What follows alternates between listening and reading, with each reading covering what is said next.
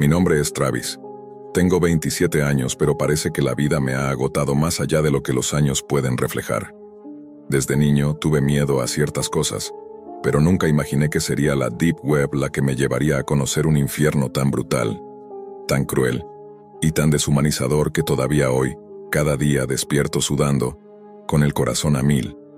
Todo empezó cuando estaba al borde de la ruina económica. Había terminado la universidad, pero sin oportunidades reales, sin un centavo en el bolsillo, con la desesperación clavada en el pecho. Recuerdo aquella tarde como si fuera ayer. Caminaba hacia el supermercado con mis últimos $20, buscando un poco de comida barata, cualquier cosa que me permitiera pasar la semana. En la caja estaba Quique, un tipo que siempre me pareció raro. No hablamos mucho, pero me conocía de vista. Ese día me vio y me dijo con una sonrisa torcida: «Travis, pareces en problemas. Tengo un trabajo para ti, aunque no será algo común». Antes de que pudiera replicar, sacó de su bolsillo un fajo de billetes y me ofreció $1000 en efectivo. No pregunté nada, porque la urgencia de aquel dinero ahogaba mis dudas. Acepté, sin saber que aquella decisión me arrastraría hacia el abismo. Una semana después, a las 3 de la mañana, recibí un mensaje suyo. «Descarga el navegador Tor», decía. Nunca antes había escuchado de la Deep Web, pero la curiosidad mezclada con el miedo me hizo hacerlo. Abrí aquel navegador oscuro, lento, opaco, y me llevó a un sitio llamado Al Natural. Su eslogan era escalofriante: «Bienvenido al verdadero comedor». Para acceder, tuve que pagar $20 en bitcoins. Lo hice temblando, sin saber qué esperar. Lo que vi me heló la sangre. Una mujer de piel blanquecina, ojos hundidos y dientes amarillentos estaba sentada en una habitación lúgubre.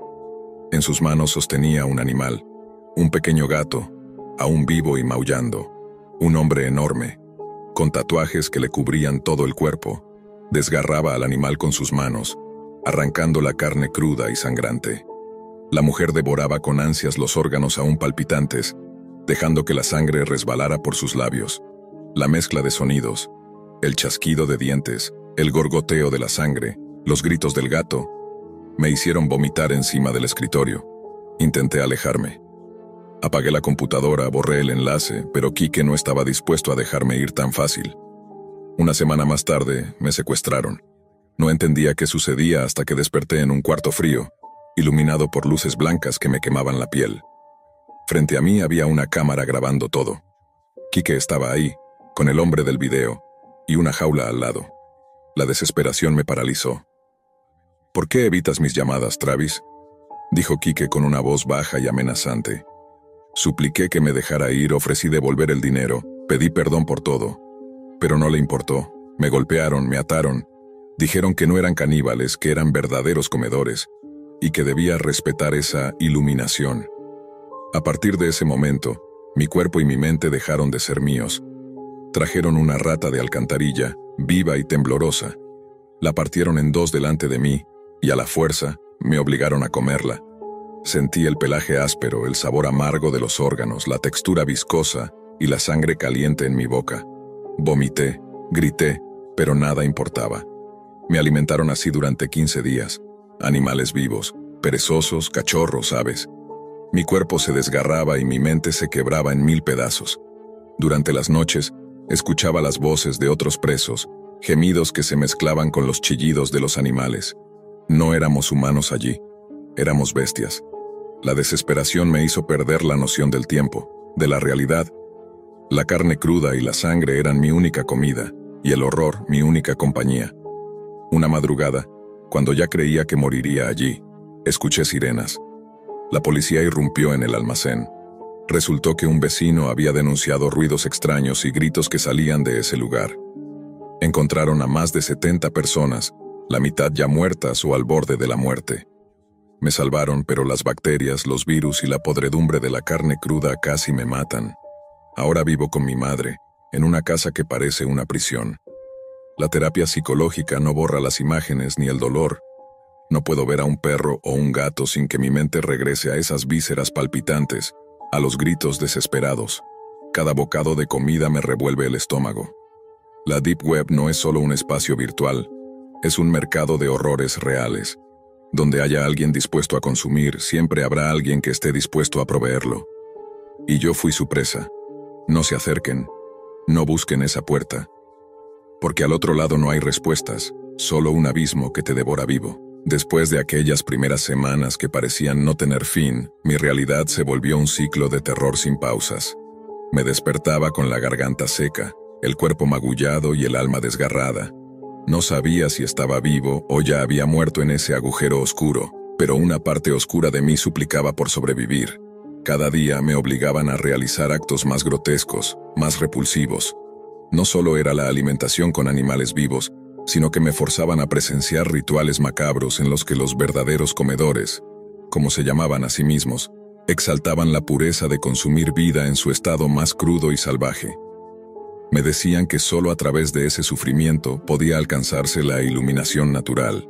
Las paredes del lugar estaban cubiertas de símbolos crípticos, extrañas escrituras que no entendía pero que parecían pulsar con una energía oscura. Por la noche, en la oscuridad, podía escuchar susurros, voces que me llamaban, que me invitaban a rendirme y dejarme caer en la locura. Pero algo dentro de mí resistía, un resquicio de humanidad que todavía luchaba por no desaparecer. En ocasiones, me dejaban solo en una celda sin ventanas, con un simple cubo de agua y una luz tenue que nunca se apagaba. Era como si quisieran que me volviera loco. Sentía que los minutos se convertían en horas, y las horas en días interminables. El olor a sangre y carne podrida era tan intenso que sentía que mi mente se impregnaba con esa podredumbre. Intenté recordar quién era antes de todo aquello, cómo era mi vida, qué sueños tenía, pero cada pensamiento era como un cuchillo que abría heridas que no cicatrizaban. El miedo se apoderó de mí y la paranoia se volvió mi única compañera. Cada sombra, cada ruido me parecía una amenaza. En una de esas noches interminables escuché que alguien lloraba. No era un llanto común, sino un sollozo desesperado, roto. Me acerqué a la pared que nos separaba a varios prisioneros y logré distinguir a una mujer joven que había sido capturada semanas antes. Su voz temblaba mientras me contaba en susurros que había sido atraída por una oferta de trabajo en la Deep Web, similar a la mía, y que ahora estaba atrapada en aquel infierno. Me contó de cómo la obligaban a participar en esos rituales de canibalismo selecto, y cómo su mente se estaba fragmentando. Sus palabras fueron un eco de mi propio sufrimiento, y entendí que no estaba solo, aunque el lugar nos arrancaba todo vestigio de humanidad. Los días siguientes fueron aún más insoportables. Mi cuerpo se debilitaba, la infección comenzaba a avanzar y la fiebre se hacía insoportable. En mis momentos de lucidez, recordaba las imágenes de la mujer devorando al gato, y cómo ese momento me había marcado para siempre. Intenté, con toda mi fuerza, planear una forma de escapar, pero todo estaba custodiado, vigilado por ojos invisibles. La Deep Web no solo era un lugar de encuentros macabros, sino una red de control y vigilancia que se extendía más allá del almacén. Cada vez que escuchaba la voz de Quique sentía que mi alma se encogía. Él no era solo un criminal, era una especie de guía, un monstruo que me había arrastrado a ese abismo con una sonrisa fría. Una noche, tras un episodio de violencia extrema donde me obligaron a participar en un ritual que casi me rompe por dentro, me desmayé. Cuando desperté, había un silencio inusual en el almacén. Todo estaba oscuro y quieto, como si el mundo se hubiera detenido. En ese instante entendí que algo estaba a punto de cambiar, pero no sabía si para bien o para mal. Los días se volvieron un tormento insoportable, y con cada amanecer, mi cuerpo y mi mente se hundían más en la oscuridad. La fiebre no cedía, y la infección que habían contraído de la carne cruda se extendía como una sombra letal que amenazaba con devorarme por completo. La comida se convirtió en un acto mecánico, una obligación sin sentido, más que para prolongar una existencia que ya no me pertenecía. Aquel almacén, ese lugar que parecía no tener fin, se transformó en un mausoleo de almas rotas. No éramos más que piezas en un juego macabro, juguetes de una secta que encontraba placer en la degradación absoluta del ser humano. Las paredes estaban impregnadas de una humedad putrefacta y de un hedor a muerte que nunca abandonaba el aire. Quique y sus seguidores nos miraban con ojos sin alma, como si fuéramos animales inferiores destinados a cumplir sus deseos más atroces. En sus discursos, entrecortados y delirantes, hablaban de purificación, renacer y verdad natural.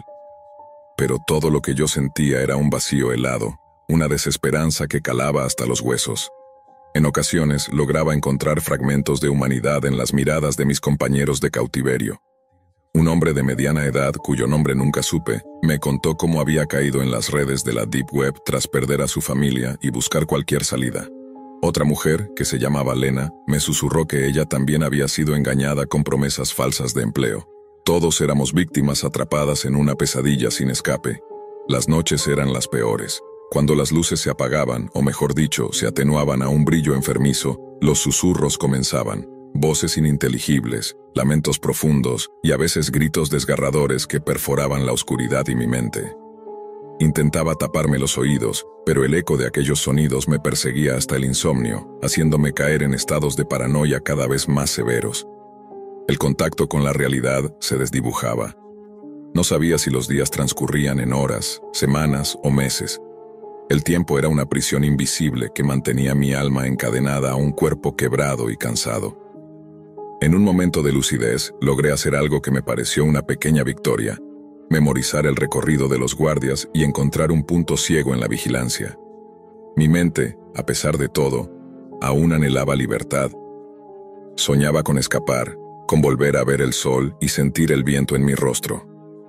Pero la Deep Web, con su manto oscuro e implacable, parecía tener otros planes. Quique, con su sonrisa torcida y su mirada penetrante, me advirtió que no habría escapatoria para los que osaran desafiar su reino. Sus palabras eran como cuchillos que se clavaban en mi espíritu, recordándome que estaba en una jaula sin barrotes visibles, pero infranqueable. Un día, entre las sombras del almacén, descubrí algo que me heló la sangre. Un cuarto cerrado con un monitor que mostraba en tiempo real otros sitios de la Deep Web, otros rituales, otras torturas. Allí, al parecer, se conectaban cientos, miles de personas dispuestas a consumir aquel horror a distancia, sin importarles la vida ni la dignidad. Eran espectadores invisibles de un circo macabro. La comprensión de que éramos parte de un espectáculo para una audiencia sin rostro me sumió en una desesperanza aún mayor. Ya no éramos solo víctimas, sino también objetos de una perversión global que utilizaba la Deep Web como escenario. El miedo se transformó en rabia contenida. Mi cuerpo, aunque débil, comenzó a planear un modo de resistir. La mente era un campo de batalla entre la desesperación y la necesidad de sobrevivir, de encontrar una luz, aunque fuera mínima, en aquella oscuridad infinita. Pero el abismo seguía llamando, y cada paso que daba me acercaba a un precipicio del que no sabía si podría volver.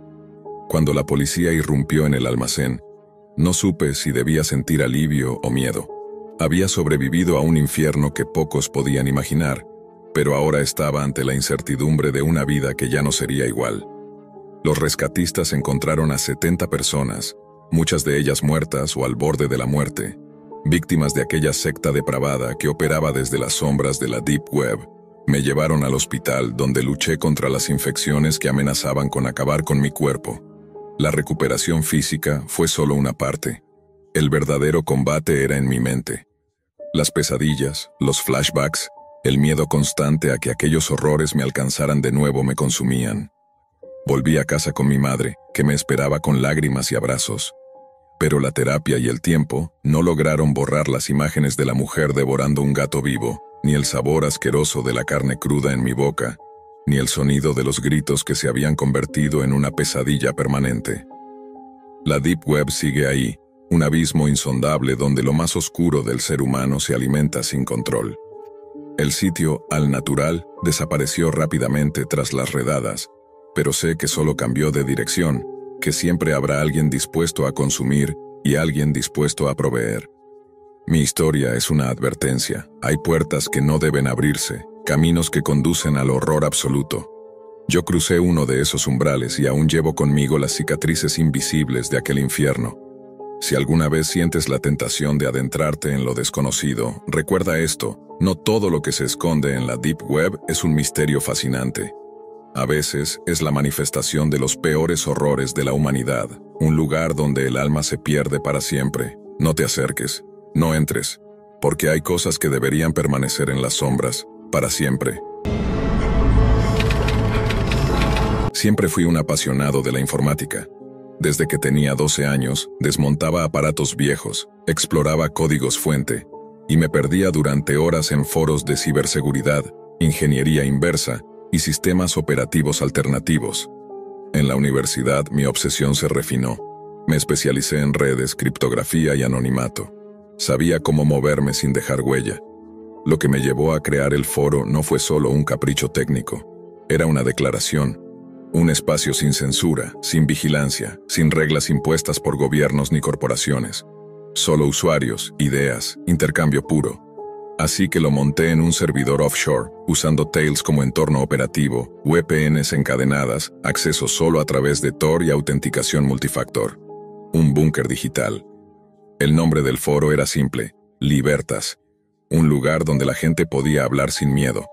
Durante meses, funcionó como un reloj suizo. El tráfico crecía lentamente pero con calidad. Expertos, hacktivistas, incluso algunos escritores de terror digital. Las donaciones llegaron en criptomonedas y me permití armar una nueva máquina dedicada al foro, con una configuración blindada. Era mi obra maestra. Hasta que algo empezó a torcerse. Un lunes cualquiera, llegué a casa después de clases. Encendí la PC, pero el sistema no arrancaba. Pantalla negra. Luego, un mensaje. Dispositivo de arranque no encontrado. Entré en BIOS, pero el disco duro no respondía. Diagnóstico rápido. Corrupción total. No era un problema físico. Alguien había reescrito el MBR. Me inquieté, pero me dije a mí mismo que era parte del juego. Restauré una imagen del sistema desde un respaldo offline y volví a poner todo en marcha. El foro volvió. Los usuarios no notaron nada. Pero entonces apareció el primer mensaje privado en mi bandeja de administrador. Era escueto, sin firma. Bonita casa en la calle Valencia, número 48, muy acogedora. Me congelé, era mi dirección. Pensé en un doxeo. Revisé logs, rastros, puertas traseras, nada. Todo parecía intacto. Pero entonces, otro mensaje en un correo cifrado. Conozco tu nombre real, tus cuentas, tus hábitos. He estado muy cerca. Adjuntó una captura de mi perfil bancario y una conversación que tuve con Marco en Telegram. Mis manos sudaban. Cerré todo. Desconecté la PC, apagué el router, revisé las cámaras de seguridad. Nada parecía fuera de lugar. Pero sabía que había sido vulnerado. Que alguien me había seguido, escuchado, tal vez, visto. Esa noche no dormí. A la mañana siguiente recibí un SMS desde un número desconocido. Sé todo sobre ti. Y luego, una llamada. Contesté. Una voz metálica, distorsionada, dijo: no hagas ruido, quiero 2 bitcoins o será peor. Su tono era casi robótico, pero sentí algo más, como una risa contenida detrás de la máscara digital. No sabía qué hacer. La amenaza era clara. Usé parte de las donaciones del foro, vacié mi wallet de reserva y envié los bitcoins a la dirección que me dio. Pensé que todo terminaría ahí. Pero no fue así. Esa misma noche, otro mensaje. Alguien que conozco te quiere. Y colgó. A las 2:13 de la madrugada, golpes en la puerta. Suaves. 3. Una pausa. 3 más. Miré por la mirilla. No vi nada, solo la calle vacía. Bajé lentamente con un cuchillo de cocina en la mano. Al abrir la puerta vi un sobre. Lo recogí con cuidado. Dentro había fotos, muchas, fotos mías. En la universidad, en el gimnasio, caminando por la ciudad y dormido en mi cama. La foto estaba impresa en papel fotográfico con pequeños corazones dibujados a mano alrededor de mi figura. Mi corazón latía con una violencia casi insoportable. No dormí esa noche. Revisé cada rincón del departamento. No encontré cámaras, ni micrófonos, ni señales de intrusión. Al amanecer, fui a la policía. Me miraron con escepticismo. ¿Y por qué crees que alguien haría esto contigo?, me preguntaron. Les mostré las fotos, tomaron nota. Dijeron que abrirían un expediente. Nunca llamaron. Volví a casa. Borré todo. Apagué la máquina, quité el disco duro, lo destruí con un taladro. Hice lo mismo con el teléfono. Tomé una mochila con lo esencial y fui a casa de Marco, un amigo de confianza. Le conté todo. Se mostró escéptico, pero me creyó. Pasamos unos días tranquilos. Pensé que había escapado. Hasta que llegó otro sobre, sin remitente. Fotos nuevas. Yo, dormido, en casa de Marco. Fue como una puñalada. Sentí el pánico desbordarse. Marco me miró, más serio que nunca. «Esto es real», murmuró. Alguien te está siguiendo de verdad. Planeamos una trampa. Recreamos la escena, la cama, yo supuestamente dormido. Pero era solo un bulto de almohadas bajo las sábanas. Instalamos cámaras ocultas en la entrada, en el pasillo, en el salón. Esperamos. Nos escondimos detrás de la puerta de la habitación, armados con una barra de hierro y un bate. A las 3:08 de la madrugada, escuchamos el clic de la cerradura. Se abrió lentamente. Una figura encapuchada entró con pasos suaves, como si ya conociera el lugar. Avanzó hasta la cama y se inclinó sobre ella. Saltamos al mismo tiempo. Marco le golpeó en la pierna, yo lo empujé contra la pared. Le quitamos la capucha. Era un hombre de unos 40 años con una mirada ausente, casi infantil. No dijo palabra. Estaba sonriendo. Sacó algo del bolsillo. Gritamos, retrocedimos. Una pistola. Se la puso en la sien y apretó el gatillo. El estruendo fue seco, definitivo. La policía llegó 12 minutos después. Revisaron su mochila. Había fotos, cientos, mías. Desde hace más de un año, escritos obsesivos, fragmentos de chats del foro, mi voz grabada, incluso recortes de cabello que no supe cómo había conseguido. Un diario detallado hablaba de vigilancia amorosa, comunión espiritual y la fusión final. Su casa era un infierno visual, un santuario dedicado a mí, paredes llenas de fotos, velas negras, pantallas mostrando el foro, extractos de mis textos. Tenía cámaras ocultas por toda la ciudad, me había seguido a todas partes. La policía dijo que actuaba solo, que era un lobo solitario. Pero no supieron decirme cómo me localizó, cómo obtuvo mis claves, cómo burló mi sistema. Tal vez lo dejé entrar yo mismo. Tal vez, en algún momento, entre tantas líneas de código, bajé la guardia. El foro fue dado de baja. Destruí todas las copias, eliminé toda huella. Volví al anonimato, cambié de país, corté toda relación digital, me alejé del teclado. Nunca más entré a la Deep Web, nunca más hablé de libertad absoluta. Aprendí que, en ese rincón sin reglas del ciberespacio, el anonimato también protege a los monstruos, y algunos solo están esperando que les abras la puerta. Después de aquella noche fatídica en casa de Marco, la sensación de seguridad se desvaneció como humo. Aunque supe que el acosador ya no podía hacerme daño físico directo, la realidad me perseguía con la fuerza de un espectro invisible. Sabía que mi privacidad había sido violada en un nivel que ningún firewall ni VPN podrían proteger. No era solo una cuestión de bits y datos, era una invasión a mi existencia misma. Los días siguientes se convirtieron en un infierno psicológico. Cualquier sonido fuera de lo común me hacía saltar. Cada mensaje de texto, cada llamada desconocida, me sumía en un pánico creciente. Revisaba obsesivamente cada rincón de mis dispositivos, buscando alguna señal, alguna traza de que alguien aún me vigilaba. Sin embargo, nada aparecía. Era como si el acosador hubiera desaparecido o se hubiera vuelto aún más sigiloso. A pesar de eso, el miedo seguía en aumento. Comencé a desconfiar de todos, incluso de Marco, quien me insistía que debía retomar mi vida y dejar atrás esa pesadilla. Pero no podía. Cada vez que salía a la calle, sentía que ojos invisibles me escrutaban. Me detuve a pensar en las implicaciones de la Deep Web, un espacio que creía controlado y seguro, pero que en realidad era un laberinto donde la privacidad era una ilusión. Una noche, mientras revisaba unos archivos antiguos en un disco externo que había guardado con copias de seguridad, encontré algo extraño. Entre los logs del servidor había líneas de código que yo no había escrito, comandos ocultos que parecían crear túneles de entrada hacia mi máquina. Mi corazón se aceleró. Me senté frente a la pantalla, con la luz tenue iluminando mi rostro pálido, y comencé a seguir el rastro digital. Era un patrón de acceso que se repetía, lento y meticuloso, cubierto con técnicas de ofuscación para evitar detección. Alguien había estado accediendo a mi foro, no solo para leer o postear, sino para instalar pequeñas puertas traseras, minúsculos rastreadores invisibles. Sentí que la amenaza no había terminado. Si había logrado entrar una vez, podría hacerlo de nuevo. Y no solo para acosarme. Podía robar información, extorsionar, destruir lo que con tanto esfuerzo había construido. Decidí buscar ayuda en un foro más oculto, en la misma Deep Web, un lugar donde hackers éticos se reunían para discutir vulnerabilidades y defender sistemas comprometidos. Creé un alias nuevo, sin conexión con mi identidad real, y publiqué un mensaje cifrado buscando consejo. La respuesta llegó rápido, pero no fue lo que esperaba. Ten cuidado con quién confías. No todos aquí están para ayudar. La Deep Web es un nido de sombras. A veces, la única forma de sobrevivir es desaparecer. La advertencia me dejó helado. Mi paranoia creció y entendí que estaba más solo que nunca. Pasaron semanas sin novedad. Yo intentaba recomponer mi vida, mientras trabajaba en nuevos proyectos lejos de Internet. Pero la sombra del acosador me seguía, persistente e inquietante. Una madrugada recibí un correo electrónico sin asunto.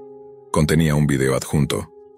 Al abrirlo vi imágenes perturbadoras, alguien caminando dentro de mi apartamento, usando mis objetos personales, leyendo mis diarios, grabándome mientras dormía.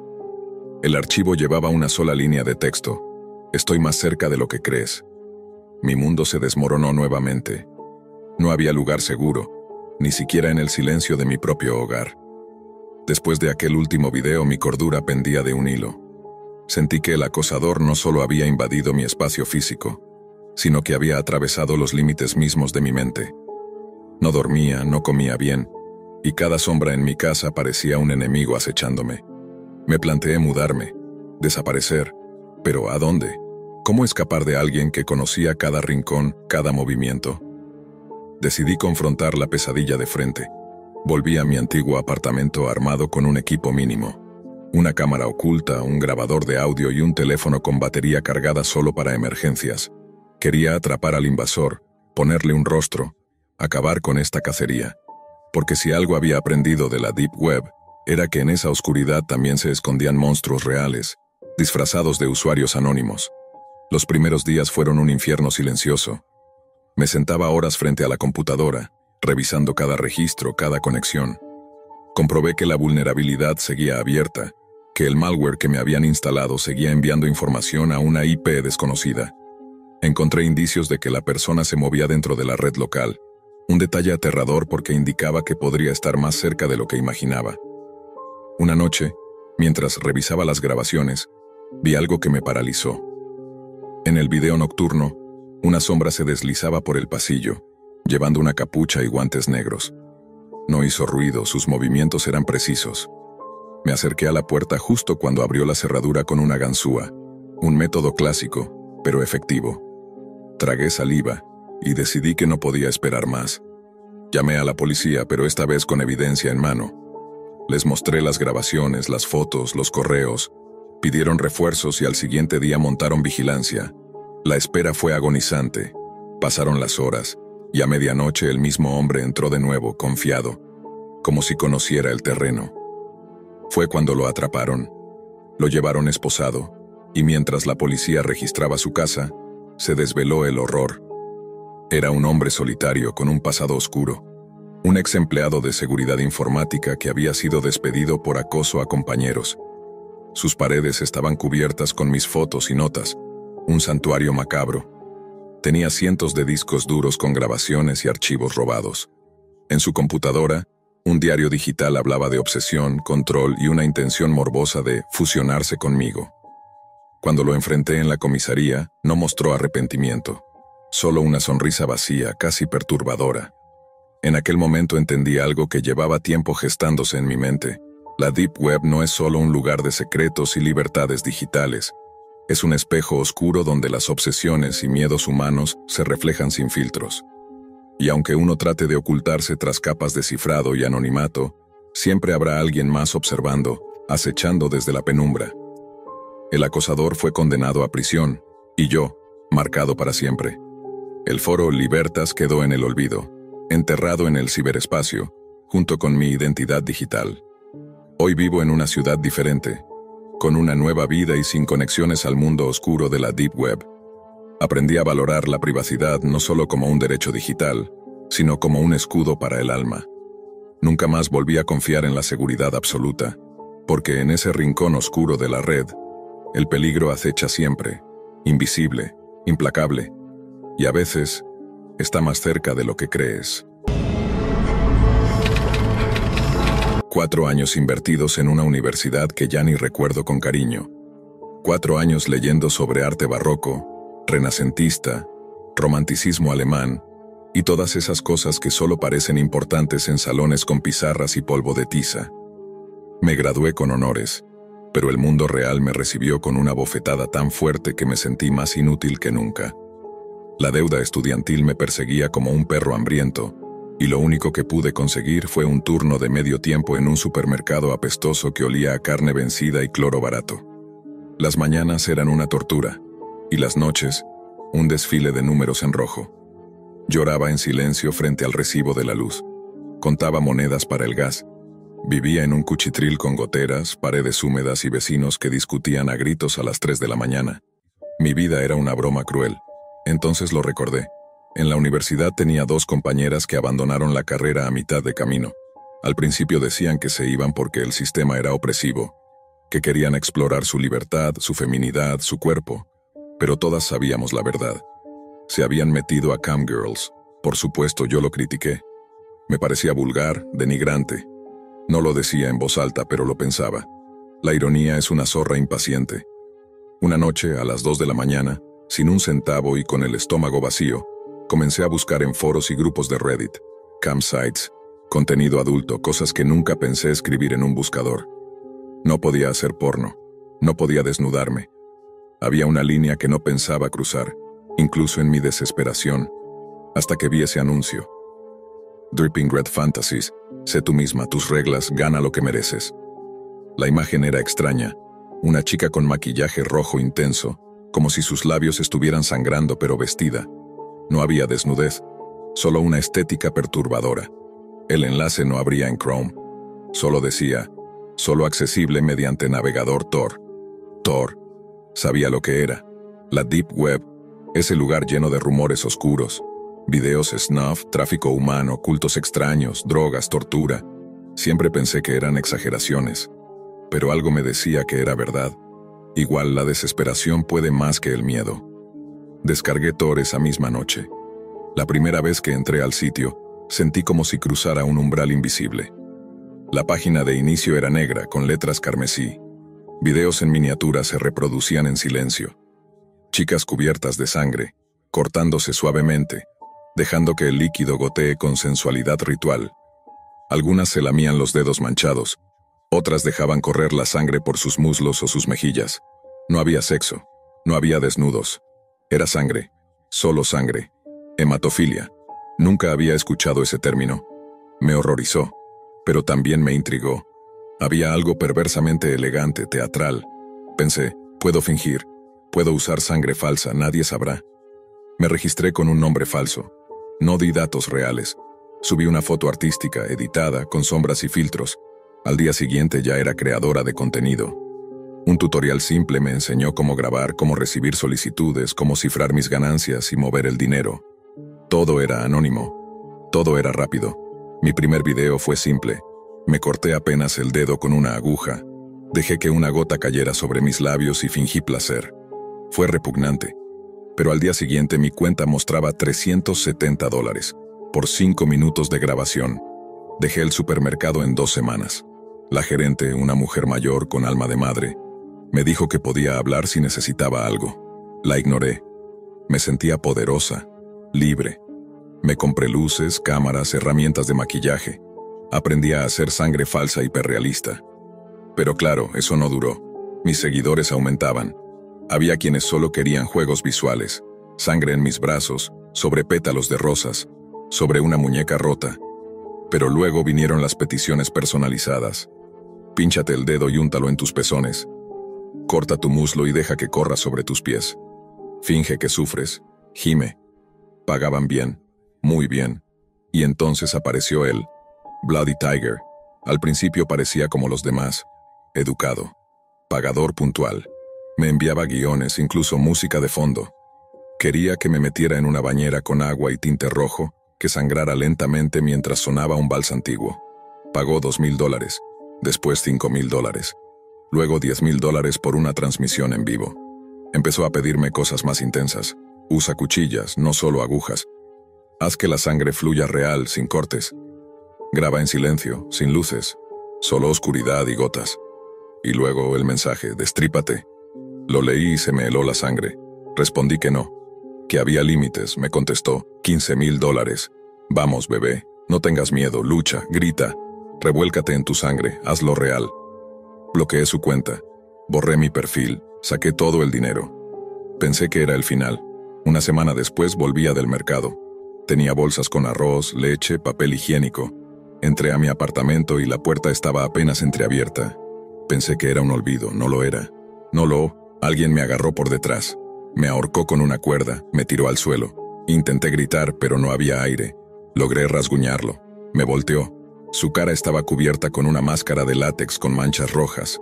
Bloody Tiger. Su voz era una mezcla de burla y deseo. Te encontré, perra mentirosa.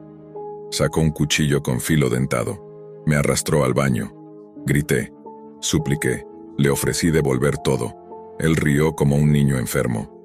No quiero el dinero. Quiero verte sangrar de verdad. Quiero oír cómo gimes por miedo, no por actuación. Me apuñaló en el abdomen. El dolor me hizo vomitar. La sangre salió a borbotones. Él la tocó, la olió, la probó. Dulce, como imaginaba. Pensé que moriría. Mi visión se tornó gris. Hasta que algo crujió. Él gritó. Mi ex jefa, la gerente, con un palo de golf. Golpeó su cráneo 3 veces. Llamó a emergencias. Me salvó. Estuve en el hospital 2 semanas. Pérdida de sangre. Trauma. Bloody Tiger era John Pizer. Trabajaba como técnico en computación. Casado. Padre de 2. Fue arrestado por intento de homicidio agravado. Yo también enfrenté cargos. Por fraude, evasión de impuestos, contenido ilegal. Mi abogado logró reducirlo a 1 año de servicio comunitario. Volví al supermercado. La gerente me recibió con una sonrisa triste. Me dio mi uniforme. Aprendí muchas cosas. Que el dinero fácil es una ilusión sangrienta. Que los monstruos no viven en cuentos. Están detrás de pantallas con nombres de usuario bonitos. Y que la Deep Web no perdona. Solo observa, espera. Nunca más volví a abrir Tor. Nunca más quise ver sangre.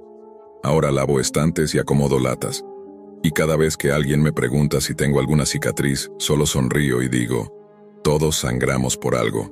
Lo importante es no hacerlo por codicia. Los médicos decían que me recuperaría, que la herida había sido limpia, que tuve suerte. Suerte. Esa palabra me repugnaba. La suerte habría sido que nunca respondiera a ese maldito anuncio. La suerte habría sido que el cuchillo no rozara mi intestino. La suerte habría sido tener otra vida, otra historia, otro cuerpo. Los días en el hospital eran como una caja sin fondo. Las paredes eran blancas, estériles, pero para mí todo se teñía de rojo. Cada vez que cerraba los ojos, lo veía. Su máscara, su lengua, mis gritos, su placer y la sangre. La sangre no dejaba de brotar incluso en mis sueños. No podía dormir. Cada vez que lo intentaba sentía que alguien me observaba desde la puerta. El sonido del monitor cardíaco me recordaba a las gotas cayendo en la bañera que usaba en los videos. Tic, tic, tic, como gotas de sangre golpeando cerámica. Me pusieron en vigilancia psiquiátrica durante 3 días. Un enfermero me encontró arrastrándome por el pasillo a las 3 de la mañana, descalza, con los ojos abiertos como platos, diciendo que debía desconectar el router o él me encontraría de nuevo. No me atrevía a decir su nombre. Bloody Tiger. Incluso tras su arresto tenía miedo de que no fuera el único. ¿Y si había más como él? ¿Otros que también sabían quién era yo? ¿Dónde vivía? ¿Qué cara tenía? En la Deep Web no hay reglas, no hay límites, ni redención. Cuando finalmente me dieron de alta, la gerente del supermercado, Rosa, me ofreció su sofá por un tiempo. Acepté. No porque quisiera, porque tenía miedo de volver sola a mi apartamento. Los primeros días en su casa fueron raros. Ella no hacía preguntas, solo me dejaba espacio. Cocinaba, ponía música suave, me dejaba dormir todo lo que quisiera. Pero cada vez que escuchaba un golpe en la puerta o el timbre del celular, me sobresaltaba. A veces lloraba sin razón. Otras veces me quedaba sentada frente al espejo, observando mi abdomen. La cicatriz era fea, como una sonrisa torcida que alguien había tallado con odio. Una noche, mientras Rosa dormía, encendí su laptop. No sé por qué lo hice.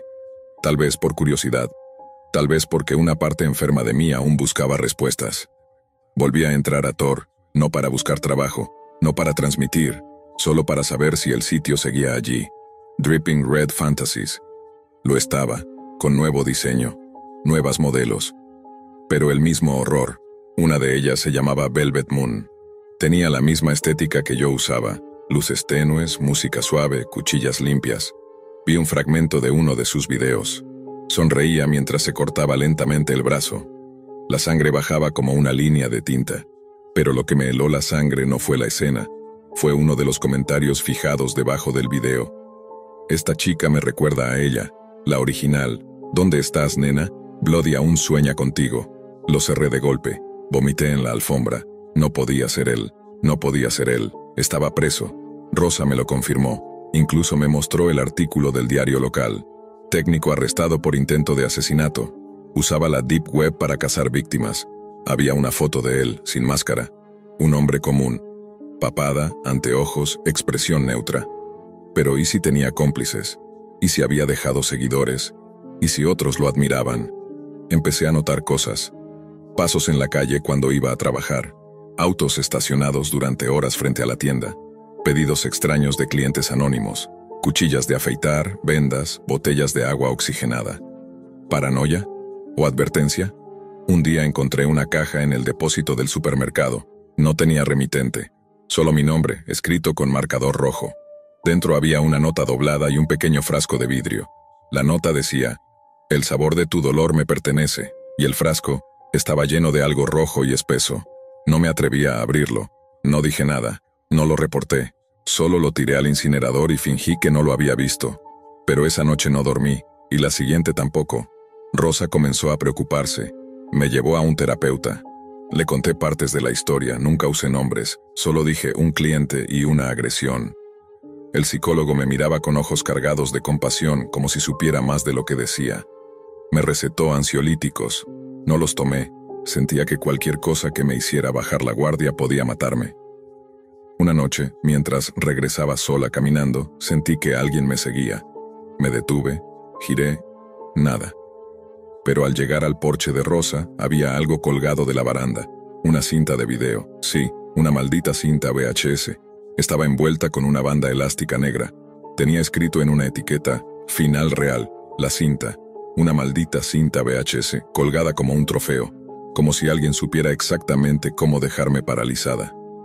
Miré a mi alrededor. No había nadie, ni un alma. Las calles estaban vacías. Un gato cruzó la acera y maulló como si también supiera que algo estaba fuera de lugar. Tomé la cinta. Temblaba. Tenía los dedos fríos. Quise tirarla al instante, pero no pude. Algo dentro de mí, una mezcla enfermiza de miedo y necesidad de cerrar el ciclo, me obligó a verla.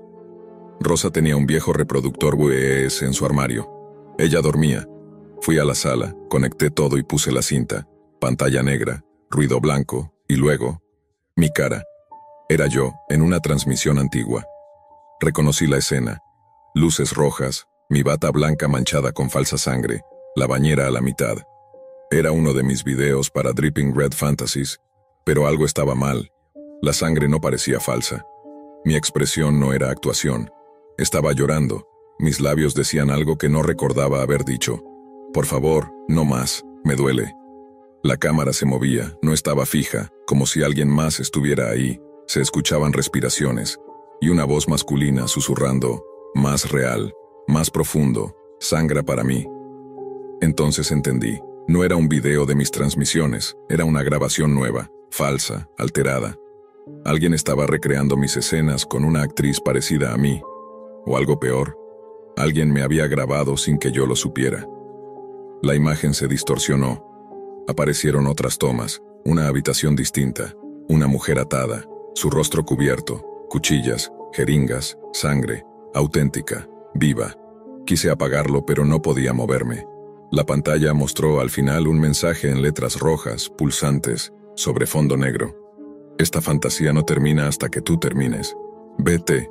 Apagué el reproductor. Me desplomé en el suelo. Vomité. Lloré. Rosa me encontró ahí, hecha un ovillo. No dije una palabra. Ella me abrazó como una madre abraza a una hija que acaba de regresar del infierno. Llamó a la policía. Vinieron. Se llevaron la cinta. Dijeron que investigarían, que el sujeto estaba preso, sin contacto con el exterior, que probablemente era una broma de mal gusto, un imitador. Palabras vacías. Procedimientos. Nunca me dieron una respuesta. Nunca encontraron al autor, pero yo sabía. Bloody Tiger no necesitaba estar libre para seguirme. Su legado había despertado algo más grande, más profundo. Una red de fantasías vivas, pulsantes, que no mueren cuando desconectas el router. Pasaron meses, volví a trabajar en el supermercado. Turnos dobles, sábanas limpias, rutina. Rosa me cuidaba, como siempre. Yo intentaba sonreír, fingía que estaba bien, pero algo en mí se rompió de forma irreversible. Cada vez que alguien me mira a los ojos por más de 2 segundos, me pregunto si me reconoce. Cada vez que un hombre me sonríe, dudo si ha visto mis videos. Y cada vez que veo sangre, una gota, una cortadura accidental, me estremezco. Siento que el pasado respira detrás de mí, como un animal que no caza por hambre, sino por placer. No volví a conectarme a Thor, no volví a grabar, no volví a ser ella. Pero a veces, cuando cierro los ojos por la noche, escucho esa voz en mi cabeza, suave como una nana maldita. Sangra para mí. Y me despierto con las sábanas empapadas en sudor. Mi cuerpo está limpio. Mi cuenta bancaria está vacía. Mi historial está borrado. Pero mi alma sigue allá, flotando en esa bañera roja, esperando que la fantasía termine. Imagínate ser un estudiante universitario promedio. 20 años recién cumplidos con una beca a medio tiempo, viviendo en una pequeña casa de madera en las afueras de Gainesville, Florida, rodeado de árboles viejos, raíces que sobresalen del suelo como dedos de muertos olvidados, y un silencio nocturno tan profundo que podías oír tu respiración. Así era mi vida. Mi rutina era sencilla. Me levantaba a las 6 a.m., corría hasta la carretera de grava para tomar el bus, pasaba mis clases en la universidad local y regresaba al anochecer. Nada espectacular, nada raro. Pero todo cambió una tarde, una que parecía igual a cualquier otra, hasta que escuché una conversación que nunca debí oír. Había llegado 5 minutos tarde a clase de teoría de redes. Como siempre, el profesor apenas me miró, pero algunos compañeros sí lo hicieron. Me senté al fondo sin hacer ruido, y mientras buscaba mis apuntes, escuché las voces. ¿Has entrado al sitio de las máscaras?, susurró uno de ellos. Nah, eso es para locos. Yo solo vi el de los contratos. Hay cosas que no deberías ver ahí. Si te metes, usa Tor y activa una VPN antes o estás jodido. Me quedé quieto. Tor, contratos, máscaras. Mi curiosidad, esa que siempre me metía en problemas menores, despertó de golpe. No buscaba drogas ni armas. Solo quería saber. ¿Qué era eso que nadie quería que supieras? Esa noche, después de cenar, me senté frente a mi vieja laptop Toshiba. Busqué qué era Tor. Lo descargué. Luego instalé una VPN gratuita que prometía anonimato total. Apagué las luces de mi cuarto. Solo el monitor iluminaba mi rostro. Cuando abrí Tor, me sentí como si hubiera cruzado una puerta invisible hacia otra realidad. Ya no estaba navegando en Google ni en YouTube. Number estaba en otra dimensión. Encontré directorios extraños, nombres crípticos como Onion Hub, The Library of Shadows, Black Room Club. La mayoría eran enlaces rotos o te llevaban a foros que parecían abandonados. Pero uno me llamó la atención. Era solo una página en blanco, sin imágenes, solo un mensaje. Si no estás preparado, sal. Esta no es una fantasía. Debajo, 2 botones, salir y continuar. Mi pulso se aceleró, dudé por un segundo, pero hice clic en continuar. La pantalla se volvió negra, luego cargó una sala de chat. Solo texto. 12 usuarios conectados. Un nombre resaltado. Admin MK. En la parte inferior, un reproductor de video que aún no comenzaba. Sentí escalofríos. Me dije, esto es solo teatro barato, seguro es falso. Pero no pude apartar los ojos. El video inició. Un hombre desnudo, colgado por los brazos con cadenas. Su rostro estaba mutilado. La piel de su cara colgaba en jirones. Alguien lo había desfigurado. Tenía cortes por todo el cuerpo. Goteaba sangre sobre un suelo de concreto. Entró otro hombre en escena. Llevaba una máscara blanca, no de Halloween, sino una réplica exacta del rostro del hombre herido. Sin expresión, sin alma. El enmascarado se acercó lentamente, sacó una cuchilla curva y comenzó a cortar. No lo grité, no podía. Me quedé congelado. Cerré los ojos, pero el audio continuaba. Gemidos de dolor, ruidos húmedos reales. No era una película. Fui a cerrar la pestaña, pero no podía. El botón de salir había desaparecido. Entonces, en el chat, alguien escribió: ¿por qué te vas tan pronto? Y lo siguiente que apareció me quitó el aire. Una foto mía, tomada desde mi ventana, mi cuarto, yo frente al monitor, en tiempo real. Luego mi nombre completo, mi dirección, la facultad donde estudiaba, los nombres de mis padres, todo. Llama a la policía y morirás igual que él. Una nueva escena en el video. El hombre enmascarado acercando la cámara al rostro del torturado. Así vas a terminar tú. No olvides apagar la luz antes de dormir. Apagué la computadora. La desconecté. La tiré contra la pared. Pero el miedo, ese ya no lo podía apagar. Esa noche no dormí. Apunté mi pistola de 9 milímetros a cada sombra. Cada crujido en la casa me hacía sudar. A las 3:17 de la mañana, mi celular sonó. Número privado. No respondí. Al instante, un mensaje. Nos gusta verte tener miedo. Al día siguiente fui a la universidad. Traté de actuar normal, pero sentía miradas en cada esquina. Dejé de usar el bus. Comencé a correr con el arma en una mochila, oculta. Una semana después encontré la puerta de mi casa abierta. Estaba segura. Yo mismo la había cerrado. Revisé habitación por habitación. Nada. Hasta que fui al baño. En el espejo con algo que parecía sangre. Mira afuera. Corrí a la ventana. No vi nada, esperé. A los 3 minutos una figura apareció entre los árboles. Luego otra y otra más. En total, 7 siluetas. Hombres grandes. Todos con máscaras blancas. Llamé a la policía, temblando. Golpes en la puerta. Intentos por entrar. Una voz gritó: «Abre, no lo hagas más difícil». Vidrios rotos. Entraron. Corrí al baño. Me encerré. Pistola en mano. Apunté a la puerta respirando rápido. Sirenas, luces azules y rojas, gritos, silencio. La policía me encontró hecho un ovillo en el suelo. Tenía sangre en las manos. No mía. 3 hombres fueron arrestados, todos con antecedentes falsos, identidades creadas en la Deep Web. Los demás huyeron. Nunca los atraparon.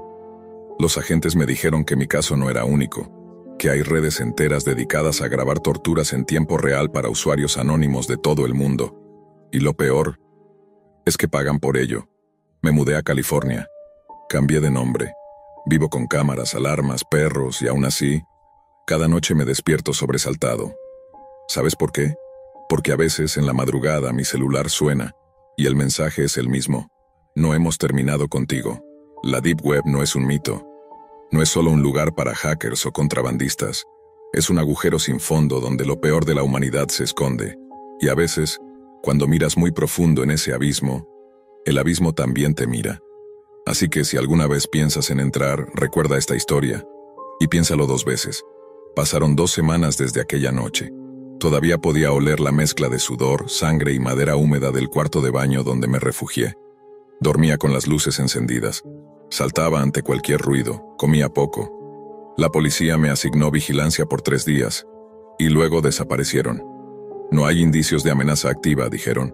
Claro, porque 3 de los tipos enmascarados fueron atrapados, pero 4 más se perdieron en el bosque como espectros. Y esos no dejaban rastros. Mi computadora, mi teléfono y hasta mi módem fueron confiscados para análisis forense. Vivía sin internet, sin redes sociales, sin música, sin contacto. Y aún así, los mensajes seguían llegando. Primero fue una nota pegada en la ventana del baño. Nosotros sí terminamos lo que empezamos. Luego un sobre Manila en el buzón, sin remitente. Dentro, una memoria USB. No la abrí. La llevé directamente a la comisaría. El detective Rivera la analizó. Solo contenía un archivo .mp4 sin título. Era mi cara, grabada desde arriba, dormido, en mi cuarto. Nunca supe si lo habían filmado antes de la invasión o después. Mi casa, que solía ser mi refugio, se convirtió en una prisión. Cerraba todas las ventanas. Puse un pestillo extra en cada puerta. Tenía cámaras, pero la noche siempre encontraba una forma de colarse.